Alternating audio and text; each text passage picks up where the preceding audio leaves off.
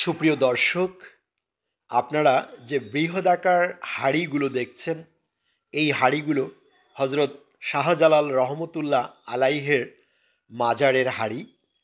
তবে এগুলো রান্নার কাজে ব্যবহার করা হয় না।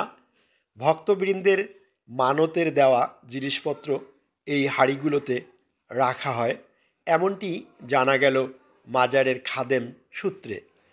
প্রিয় দর্শক, আজ আমি আপনাদের শোনাচ্ছি শাহজালাল রহমতুল্লাহ আলাইহের অলৌকিকত্ব ও তার মাজার বিষয়ে।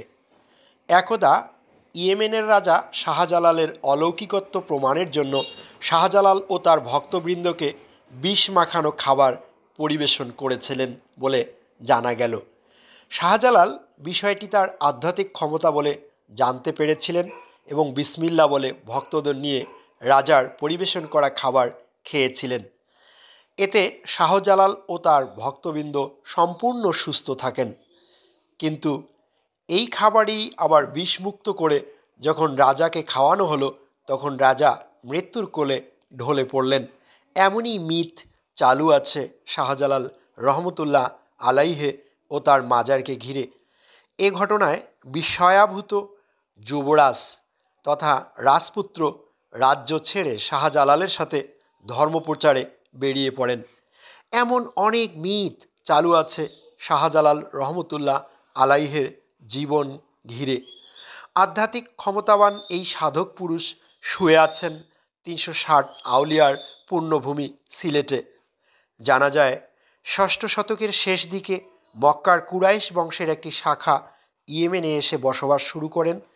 এই শাখার মাহমুদ নামের জনৈক ব্যক্তি শাহজালালের পিতা। শাহজালাল 703 হিজরি মোতাবেক 1303 খ্রিস্টাব্দে ইয়েমেনে জন্মগ্রহণ করেন বলে জানা গেছে। পিতামাতা হারা শাহজালাল কৈশোর ও যৌবনে ধর্মচর্চা শুরু করেন। পরে দিল্লিতে নিজামুদ্দিন আউলিয়ার কাছে আসলে নিজামুদ্দিন তাকে ইসলাম প্রচারের জন্য সিলেটে পাঠান। নিজামুদ্দিন ভালোবাসার নিদর্শনস্বরূপ শাহজালালকে একজোড়া সুরমা রঙের কবুতর দেন। এই কবুতরই বংশবিস্তার করে এখন জালালি কবুতর নামে পরিচিতি লাভ করেছে। এরকম নানা গল্প কথা চালু আছে শাহজালালকে নিয়ে। শাহজালালের ব্যবহৃত তলোয়ার সহ নানাবিধ জিনিসপত্র সংরক্ষিত আছে তার মাজারে।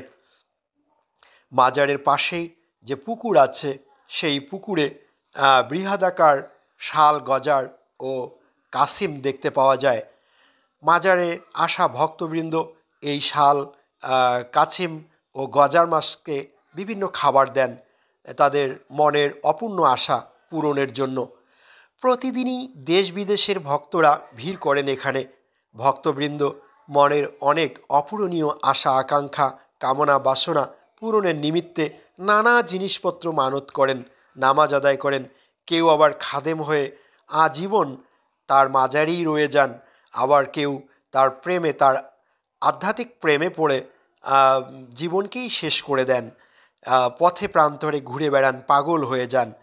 এমন নানাবিধ বিষয় আমরা জানতে পেরেছি শাহজালালের মাজারকে ঘিরে। অনেকেই আজকের সিলেটের সমৃদ্ধি ও সৌন্দর্যকে শাহজালাল রহমতুল্লাহ আলাইহের আশীর্বাদ বলে বিশ্বাস করেন, এমনটি জানা গেল ভক্তবৃন্দের কাছ থেকে।